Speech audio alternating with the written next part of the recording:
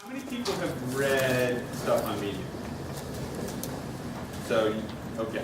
And how many people like Medium?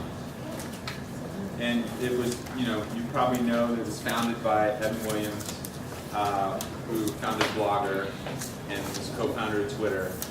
So lots of product chops in designing stuff. This is our homepage today. This homepage is horrible. Can anyone tell why it's horrible?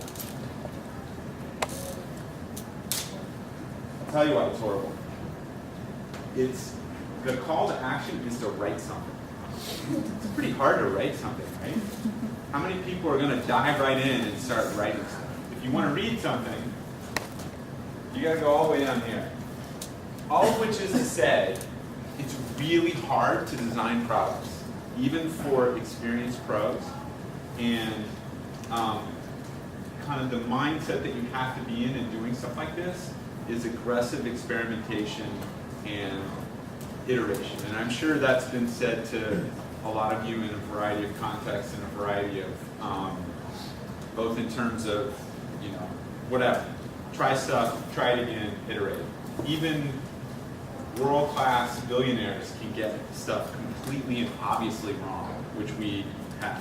Hopefully we fix that.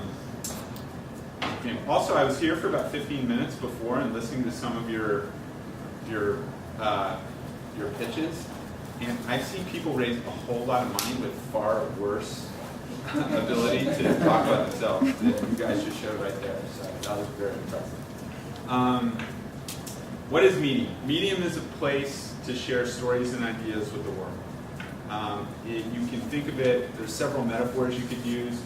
A mashup of Blogger and Twitter, which is completely obvious given our founder. You can think of it as a YouTube for stories. It is, the idea behind it was to create a simple place that takes away the barriers to telling your story. So, there's two classes of barriers that we've tried to address. One is technical, so setting myself up, configuring a WordPress blog or whatever you're going to use, just making it look nice. We've tried to take all of that away. So when you write on Medium, you don't have to figure out what fonts to use. You don't have to figure out what colors to use. There's no template choices. It's super simple, just you and your story. And then the other sort of barrier that we are working to remove is that of audience. So if you go start, if I were to go start edlichty.com somewhere, I'm now on an island in the giant vast sea of the internet. I've got to figure out a way to get people to my island. And what we're trying to do with Medium is create more of a place. So you have a profile in the Medium world where we try to read the earliest signal about your story and help it find the audience that it deserves. So you tweet it out, people start reading it, recommending it. We're looking at that, and we will start to surface your story based on early momentum. Still a lot of work to do there for sure, but this idea of a network that can help drive awareness and visibility of stories is really what we're trying to build. You read a lot about if you read about Medium, you'll see a lot of discussion. Are we a platform or are we a publication? There's this new word. Has anyone used the word platisher in here? No? It's the worst word. If anybody uses the word platisher, just say, I reject that. That is just an abomination. The idea is that somehow this combination of platform and publisher. So what we are, and I think what everyone else is doing, who's doing something themselves, we are a platform. We are looking to build a broad platform that serves the needs of a lot of different kinds of users amateurs, professionals, individuals, organizations, you name it. We also happen to periodically invest in publishing. So we use our own platform, and we'll work with a variety of people on an experimental basis to publish them. So we'll pay writers to write stories, we'll pay editors to create sort of proto-publications. We'll try a lot of different stuff. Does that make us not a platform? No, absolutely, we're still a platform. But we also publish on our platform just the way YouTube might invest in content channels. Twitter doesn't really do that, but let's say YouTube's a good example. There's a lot of discussion in the press that Medium needs to declare itself as either a platform or a publisher.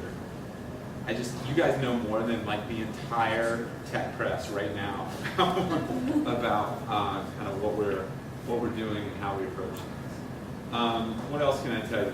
Started a little over a year ago. We are super eager to find all kinds of publishers to tell all kinds of stories. What we've started to see, and just kind of our approach to building a platform, actually this is helpful. When you start with nothing, we have no readers, no writers. We started to seed the platform with professional content as a way to kind of demonstrate what a Medium story is. Like, what does it mean to write on Medium? And we found that it was incredibly successful in terms of laying out that example, and that example has proven to be really durable over time. So now we get 1,200 stories a day. Many of them are fantastic. Almost all of them we have nothing to do with. So that example was really helpful. And what we're starting to look at now is a similar dynamic at the larger scale. So actually creating theme-based publications around, we have them today around political cartoons or national security. We have a collection called Human Parts that's sort of life-oriented stuff. Obviously a lot of stuff around technology and startups and design and things. And so what we're starting to cultivate now is people thinking not on the story level, but on the publication level. Something that's got more longevity. We've seen that as our audience has grown and as people become more familiar with Medium, we see notable figures writing on Medium. So Elon Musk announced a product feature on Medium, a new titanium underbelly for the Tesla Model X. David Carr, who writes for the New York Times, will often write kind of backstory about his New York Times stories on Medium. Jonah Peretti from BuzzFeed publishes on Medium all the time, which I find interesting and somewhat ironic. And so we're seeing more and more people kind of drawn to this sort of simple idea of a place that's focused on stories and ideas that's visually quiet. In fact, let me just go into what it actually looks like. Where it's a list of stories. Brian Chesky from Airbnb. Dropping a little profanity on this. You go into a story we've designed to make it, that's code. All right.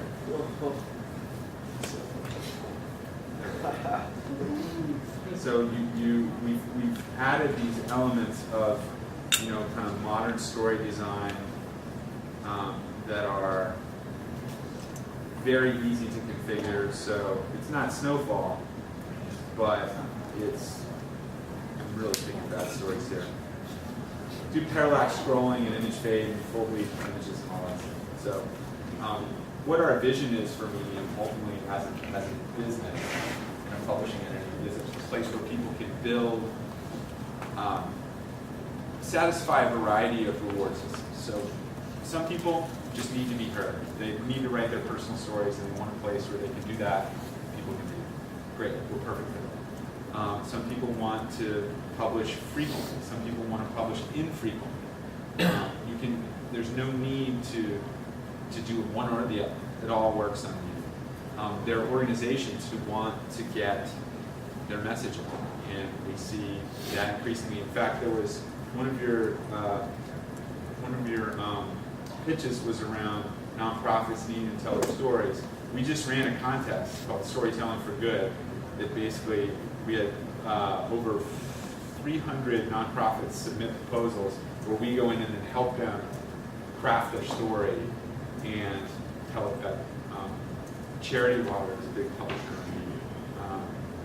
So in all of there's this whole class of readers where money is not the reward system. It's attention, it's self-expression, it's community, and we want to serve all of them. We also want to fund great journalism.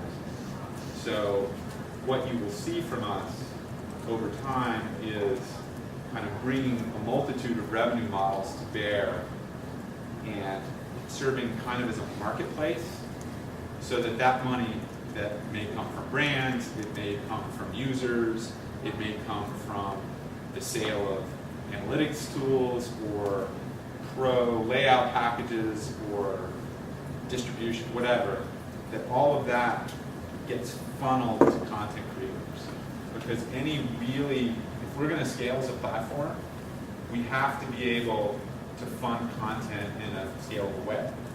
So think of the App Store as the same kind of model where the bulk of that revenue, 70% of the revenue, goes to people selling stuff. We want a similar kind of model for content creation on YouTube. What that ultimately looks like, no clue. But we're going to be doing a series of experiments over the next 12 to 18 months to start to figure out which revenue streams can really scale, and building the mechanisms that can fund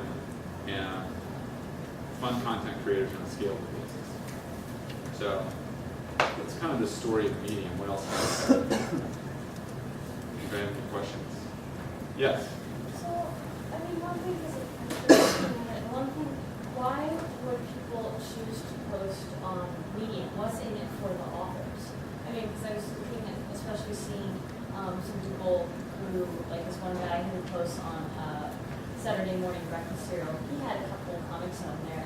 What's the advantage of him having comics on there when there's other sites that would take it that are more focused and might get viewers that would then become a more dedicated follower? So what is the unique advantage that he has? A couple. Well, first of all, people post a lot of places, and many people post on Medium and other places. So it's not exclusive, right? No, it doesn't have to be. But most of what we get is published originally on Medium and stays on Medium.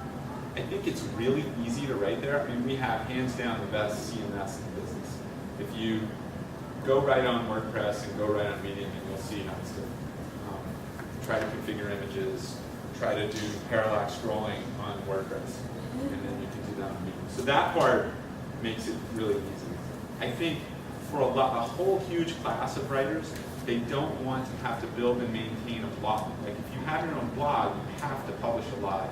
There's a whole set of work to drive visibility of that, whereas on Medium, you don't have to. You may have the occasional story, the occasional idea, and we really seek to sort of surface stories based on the story, not necessarily the writer.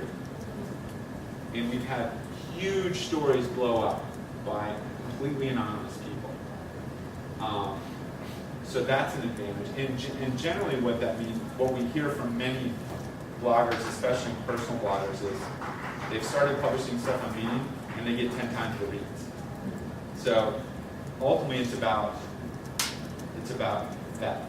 Writers really, the rewards can be boiled down into three things, some of which matter to different people and others. So there's money, there's prestige, and then there's viewership. So we look to, right now, we really are good on the viewership side. That's one reason. But we want to make it so that people can build sustainable journalism careers on Medium super simple. what happens when Medium scales widely and the overall quality of content goes down to the point that some people turn to the next new? That's a great question. So, 1,200 posts a day on Medium today, the vast majority of them totally suck. But what we found is that the way to get the highest number of quality posts is to get the highest number of posts. So the more content we get, the more good content we get. And we've tried to build a product so that that huge mass of dreck doesn't really get seen. So there's no latest feed. I mean, there is, but you don't know how to find it. And you know, there's no, like, the more and more content we get, the more better stuff we get. And you just have to build a product so that there's a pretty good barrier to isolate and quarantine crap. Who decides what's crap and what's good? The community. Oh. I mean, we get involved in some stuff, but like less than 1% story. So Medium would push things that are essentially going viral themselves. Yes, exactly. Okay, So we read this signal, and it's not just about going viral. So there might be a story that only has 50 reads, but if 25 people recommend that, we see that as a quality signal, and we will start to surface that into people's reading lists. How do you identify the writers that you do pay, and how do you pay them? I'm asking because I wrote for your story about a year ago. And You did? Yeah, I did by your friend. And I would like to write with them again, but I was curious, what's the situation now? So that's very interesting. So on that one, we work with David Axe.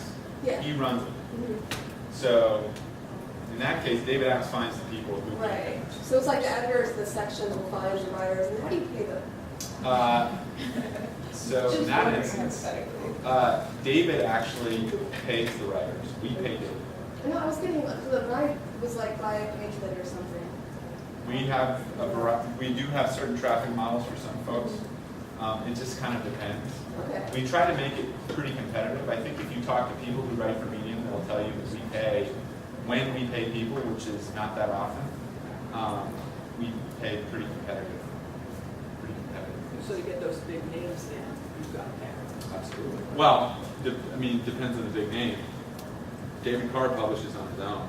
Walter Isaacson was publishing chapters of his book on Medium and soliciting comments, and got one from Stuart Brand, where he said, no, this isn't what happened with whole catalog, there's this other thing. We had nothing to do with it. So that's the idea. The idea of us investing in content is to make it a place where people come on their own, of their own volition. So, two questions. One, I noticed Medium, there's this whole attitude of blogging sites and news sites of going mobile first, and Medium kind of didn't do that at all. They went on the internet, just on the web first. And so I wondered why they decided to make that decision, like why not go mobile first. And now with the mobile app, it's going to be a very candid question, but why does the mobile app suck? It's a good question. I'll answer the first question first. We wanted people to write. We were really focused on getting writers, and so we built the whole experience around the computer, desktop, laptop, because that's where people write. People don't write on phones. They might do some content creation on phones, but they don't write the kind of content that we were trying to do. The mobile app is really low featured right now. I wouldn't say it sucks, I would just say it doesn't do very much. So it's a beautiful place to read, you know, you can get your PRL, it doesn't have a lot of discovery. We got it out there, we want to see how people are reacting to it, it will iterate. It bothers me far less than that crappy homepage that I just showed you, which is a terrible decision. But it's pretty, but it's just, oh, there's a thing that I'm going to navigate away from and go do something else. So, you know, I mean, we wanted to get it out there. Okay. And we're definitely playing catch up on the app, and I think it will suck less as time goes on. Oh, well, yeah, actually, building off that, you mentioned you wanted people to write. So we've been working a lot on our pitch decks, and a big focus has been monetize. Medium focus a lot on like getting a really sweet platform and getting people on. I'm curious to know at what point you start thinking about monetization, like seriously thinking about monetization. We're seriously thinking about it now. Oh. And we're seriously going to start doing it this year. When I say seriously, we're going to do some stuff. And we're going to do some stuff. So a model that I think is very interesting for us is the idea of, you guys are so young, you won't know the example I'm giving. The idea of working closely with a brand to create a publication. So you've read a lot about, you know, native advertising and content marketing and you know, stuff that people are doing on Gawker or BuzzFeed or wherever. We're working with Contently, Scripted to kind of create these native marketing, whatever content marketing, native ad things. We think there's a really interesting opportunity to work with brands to create super high quality publications that are aligned with the brand, and then create a vehicle for that brand to have a durable audience. So imagine you have a car brand, and you work with that car brand to create a publication on innovation. And you go find someone from Wired Magazine to edit this thing. And you have one great story a day that tells some story on the general topic of innovation.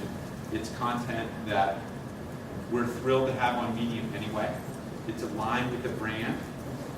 It's content that the brand can reuse outside of Medium. And people can follow the brand. They can follow the publication. So there's forward momentum. I think that's a model that's pretty interesting. And I think you'll see us do some stuff in that area. So what I was going to use was Wild Kingdom. This is Mutual of Omaha's Wild Kingdom, but in the publishing space. And it's more than just like one story. It's really something where a brand can invest and build an audience and have an asset, not just a single post on BuzzFeed that gets 1 million views and disappears. So are they, along that model, are they paying you guys to help them curate this content, find the editor to do that? What's stopping them from just hiring a journalist on their own and then publish it on your platform? Nothing. Not a thing in the world. They don't know how to do it, but they're certainly free to do that, and we would love that. And absolutely, in fact, companies publishing on Medium right now, whether it's in a commercial relationship with us or not, is ultimately going to be very good for our business. Because when they're there, there's a million things we can sell them, right? We can sell them data, we can sell them creative services, we can sell them distribution, we can sell them advanced sort of presentation tool. I mean, there's that freemium model is a layup. So every brand I see on Medium makes me happy. I was just going to say, so when Elon Musk writes a story on Medium, do you view that as editorial, or do you use it as native advertising? He did that on his own. It's content. People like to read it. Probably both. I mean, it's publishing. Okay. It's a press release. Right. I mean, we're working with some companies and some stuff, and they're like, well, press release. I'm like, there's no press release.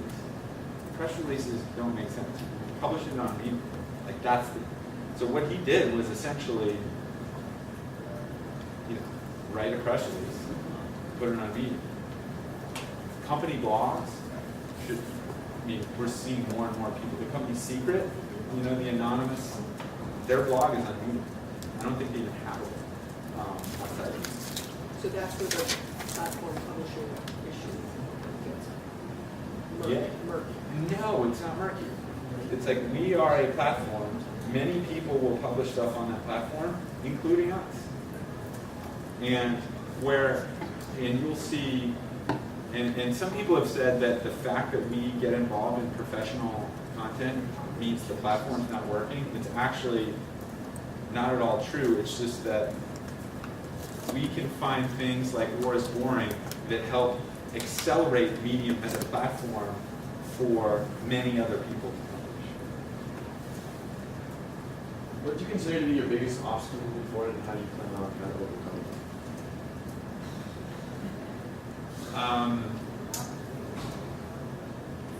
focus is a hard one.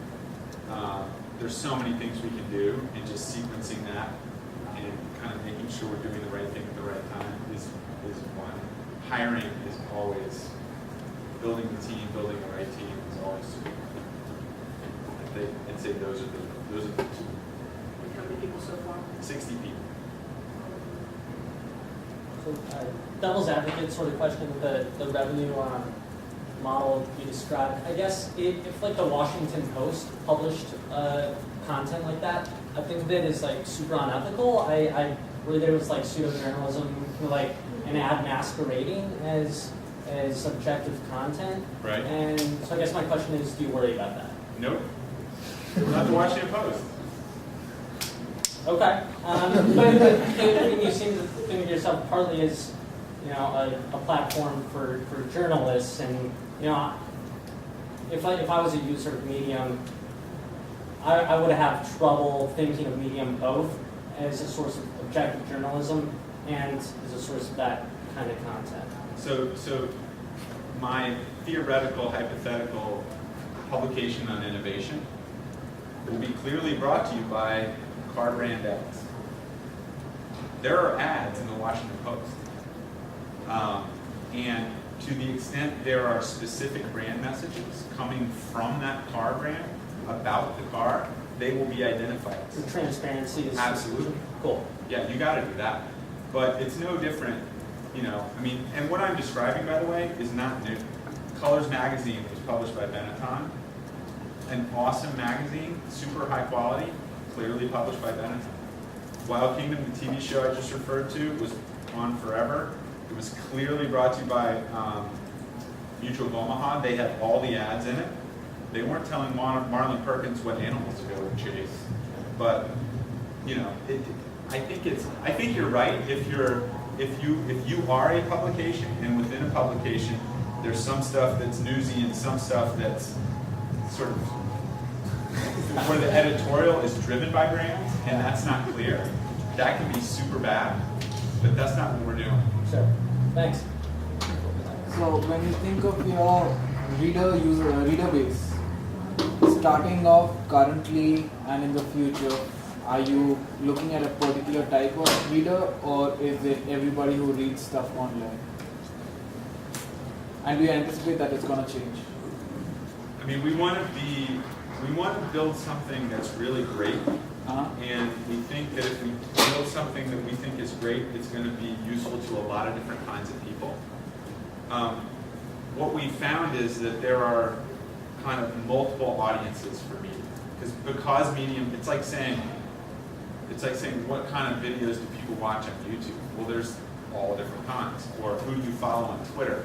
One person's Twitter experience is completely different than, you know, my Twitter experience and my 13-year-old daughter's Twitter experience do not intersect. And I think ultimately Medium will be like that because we're new. We have about 10 million unique visitors a month now. It's growing pretty fast.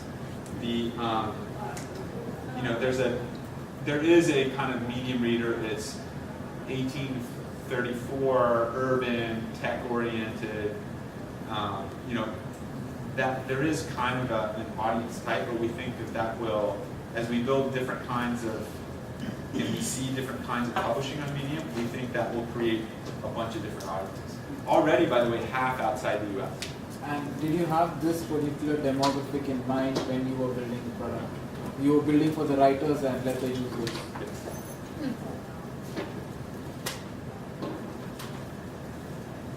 You talked about selling data as part of your business plan, and I'm wondering how you think about the target market for that data and how you divvy up resources, since you have a limited number of staff, between figuring out how to make the best use of that data as a resource that you can sell versus putting that effort into the core product, which is the story. That's a great question.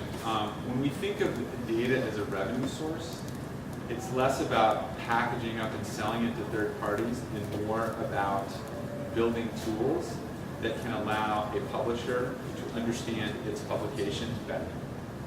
So, you know, it's like SurveyMonkey. You know, you use it for free, but if you want to get to the deeper analytics, then you pay. an incremental fee. We'll probably have to build a whole product team around that. It also very much feeds into any kind of distribution or what I'll call advertising. So if I'm working with a public, if Tesla is publishing and they come to us and say, hey, we really want these kinds of people to see this particular story, and we need to know who those kinds of people are. The more understanding we have, the more valuable that is. But you're right, we're very fortunate that we have great access to funding. So another obstacle we have, by the way, is we don't have the benefit of constrained resources the way a lot of startups have. And I say that not in jest. It's like having a lot of resources is awesome. It means you're not going to die next week, but it also huge creativity and urgency and ingenuity comes from constraint. And so when you have less of that, you have to sort of voluntarily limit yourself. That's kind of hard. But this will be an investment we'll have to make, and it'll be a separate product team, and we've got to learn to manage that. So do you envision doing that in-house? So I guess my thing, you mentioned a comparison to YouTube, and they've made the decision to kind of let this ecosystem of like data analytics startups kind of take on that role. Like 5-10 years from now, do you envision like a similar ecosystem for media? It's a great question. I don't know that I have a great answer for it yet. Maybe the right answer as we start to get really smart on the analytics side is to partner with someone to do it. Sure. I think if you asked YouTube, they would really like to own some of that stuff. Yeah. Maybe you see them getting bought. You've certainly seen Twitter buying a lot of analytics companies. I think ultimately it kind of depends on how core it is. It seems like something we really want to be very good at, and probably means we do it ourselves, but maybe we have to partner to start that.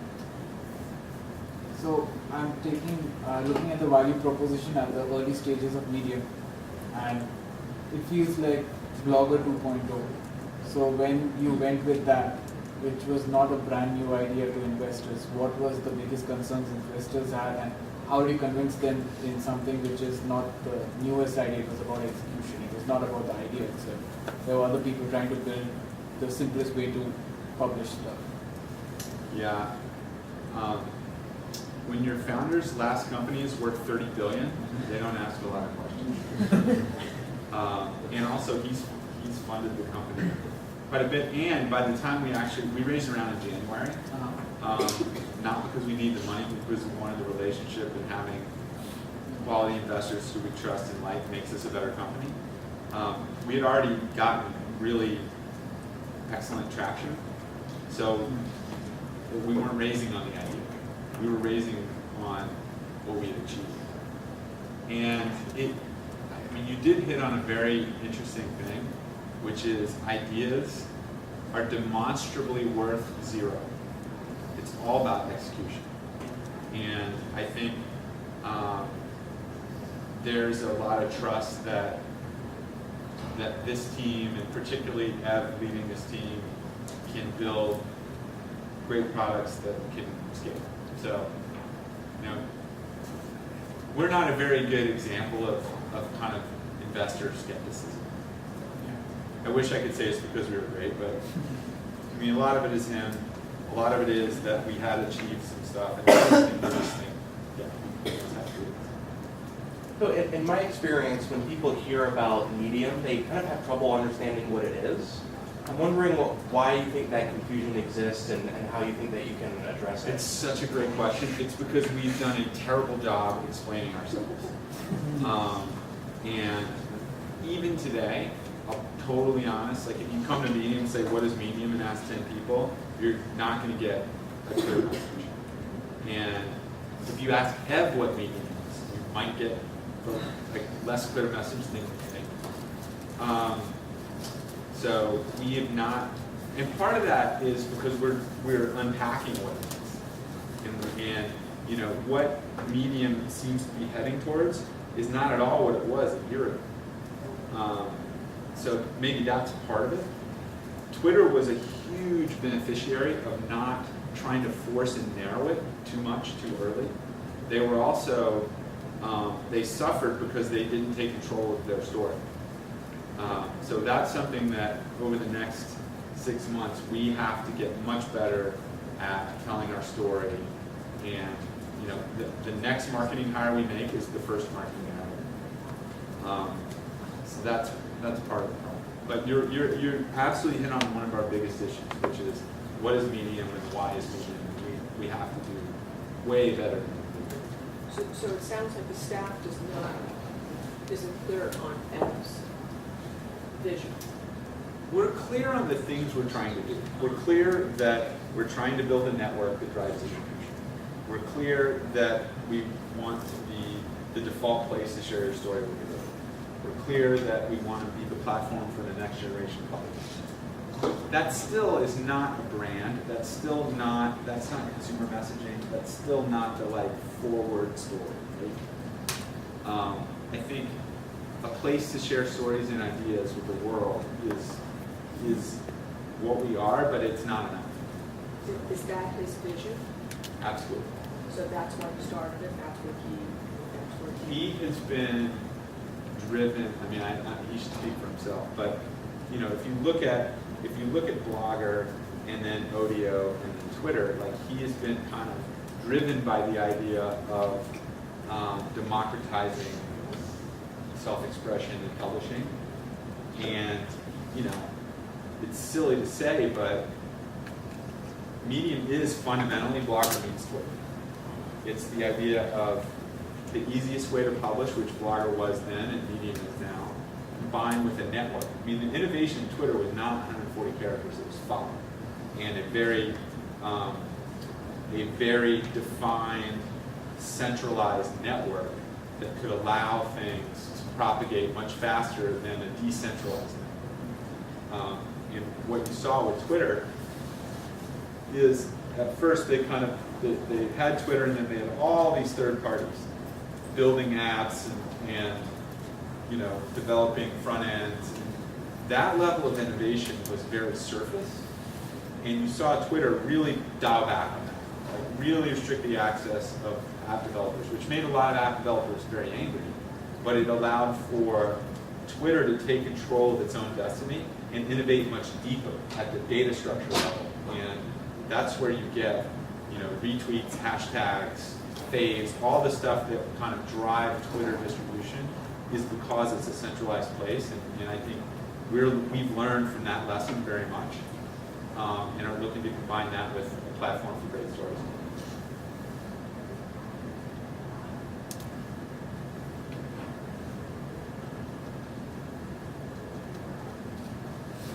So how many, you start a sports vertical, what's the vision for how many innovation bar thing, how many publications are we talking about? Unclear. But you are starting sports. Sports, yeah, the sports thing got reported a couple days ago. It was actually yesterday. And it was misreported in the sense that it was something new. It's a continuation of a strategy we've had for over a year. The Cauldron. The Cauldron, I'm really excited about the Cauldron because it's a very different topic and audience from a lot of the other stuff on Medium. We're going to have 50 sports writers. I mean, I hope that sounds awesome. You know, we're probably, the stuff that we will fund just because we can't pay attention to it will be, you know, fewer than, and it's hard to say, there's different levels of them. Probably 5 to 10. Some of them are very, like War is Boring is like completely self-serve. He runs that, we write him a check once a month, that's it. Other stuff we're a little more involved in. But then, you know, we want to be a place where other stuff starts, to where people are starting their own publications. Now they need to be able to make money, or if they're companies, they need to be getting, you know, visibility and attention and engagement at some level that makes them happy. but we can't be the only or even the principal publisher on Medium for it to be what we want it to be, which is this broad platform. Music's another one we're going to look at.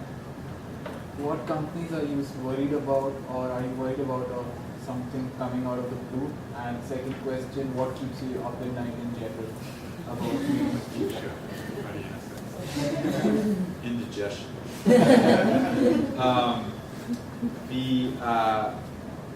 We look very closely at LinkedIn. I mean, LinkedIn's doing stuff that is different from what we do, but we'd love to see a lot of those people writing on Medium.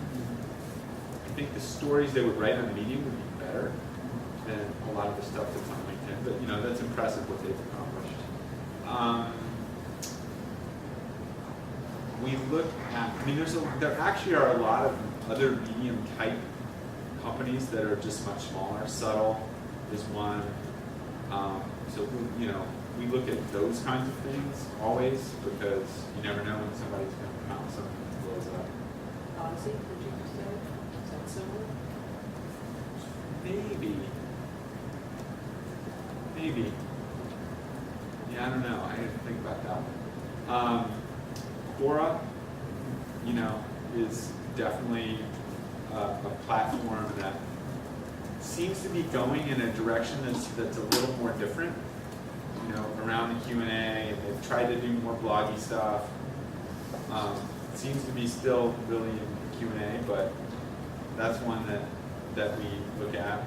And then, a lot of people are copying our features in our look and feel, and so we see where that happens. Traditional publications are going the other direction. I think that's where this Platisher thing came out, is when you get these publications like Forbes or Gawker or whomever who are now trying to open up. To the extent one of those succeeds in attracting, a broad variety of publishers, that would obviously be something we would look at. But I much prefer starting as a platform and being a user of that platform as a publisher than the reverse. I think it's harder to build the platform piece. You can find people who can build great publications. I'm just curious in terms of user engagement. So when people come on Medium, is this something which they see? Is it like fat, they come in, they're very highly engaged for a certain period of time, then drop off later, or like what type of engagement do you see from users who are on Medium? It's great. That's a very good question. Most of our traffic is from what we call logged out or unregistered users. I'd say 70% from social networks, stuff that gets shared on Twitter or Facebook. We are managing the metric that we look at and that we manage the business to is an active user who comes 3 times in 7 days, which is a pretty high bar.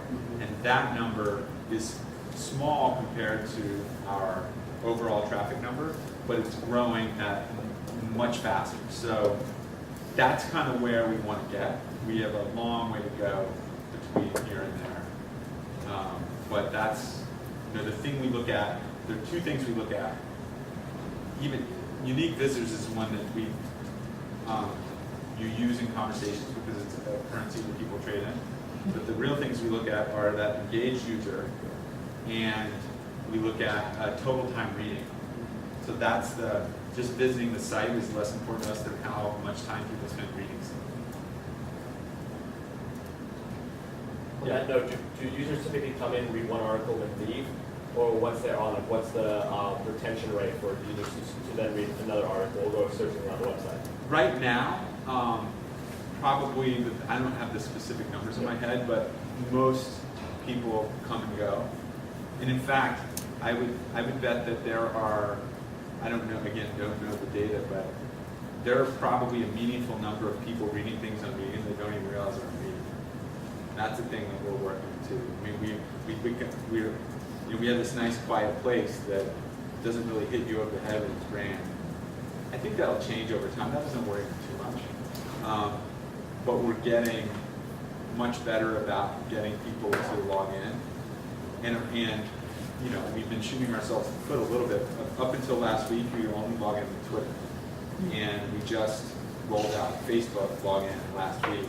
And what we saw is that, you know, now we have multiples more people logging into Medium, and it hasn't cannibalized Twitter at all. Do you guys do like what Quora does, with, like email once, like Quora emails you once a week with like questions and stuff that it thinks you might like, and that's always why I go to Quora. Yeah, that email is really good. That core email is fantastic. Have you guys looked at like? We have a newsletter that we program. We probably will be doing personalized emails, more like what Quora does. We just haven't. Email is still really effective in terms of driving traffic. Oh yeah, I'm curious. It sounds like you're very concerned with brand and brand identity for Medium. And I was wondering if maybe you could talk a little bit about what happened when Twitter didn't get control of their story, and then maybe how those fears would play out for you. Well, I mean, there was just a lot of, I mean, Twitter's approach to press was just like, it's bad, and we should be defensive about it. I'll give you another example of a company that has a very weird relationship with the press in a second. You know, I think it got, for many people and for the general public, Twitter got categorized as a certain thing when it really was trying to be something much broader. And they probably could have done a better job of just owning that message. I think we're early enough that we have time to get that right. But, so, I mean, the platform's doing great, kind of irrespective of our marketing mediocrity. But I think as time goes on, we really want to be a lot more proactive about exactly, you know, what Medium is, making sure that's clear, communicating that message in a variety of ways. People who use it like it, generally. So that's good. I mean, it's not like people come in and they hate it. Most of the time, people like it, and writers like it, which is really cool. Oh, what I was going to say was the company that has a really, so Walmart. I worked for Walmart for 2 years after we sold food to them. You all have visions of Walmart as this sort of like behemoth ogre, you know, treats their workers badly, screwing up the environment in Mexico, you know, everything. They just sort of have cocooned on all that. Their ability to message internally is unbelievable. They spend so much time surfacing stories and telling stories to the Walmart community, like people who work there. Like, it's like they devote all of their PR internally, and they're amazing at it. I mean, amazing at it. And you would never know that, given how poor their public communications are. Because they're not paying many of their workers minimum wage, so. Absolutely. So they want to keep them happy. Well, I'm just telling you, they're very good at messaging internally. Their internal PR is unbelievable. I think they would focus it more externally and, you know, fix it. Yeah. Unless I have one last question. If Medium succeeds at the same scale that Blogger did, it's gonna change some things. What do you think the future looks like, given that if Medium does work at the same scale? Hopefully we'll succeed much bigger than Blogger. But I like to think about Twitter. So what's going to change?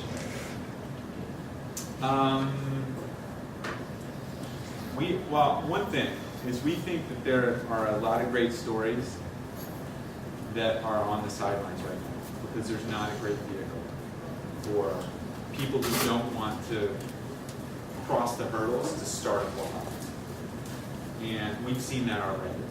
You know, we've seen incredible stories get told that would never have been otherwise. So I think that is a really cool thing. One of the biggest stories we've ever had was a woman last summer who wrote a 17-minute story in Portuguese about the Brazilian government. and it's one of the top 10 stories of all time on Medium. In fact, it forced us to do all this language filtering because now everyone was getting all this Portuguese on their home pages. And just that, like, you're going to see more and more of that. When you think of what happened with Twitter with 140 characters, we think those kinds of stories really can flourish and get heard. So if that happens, and we can build a business that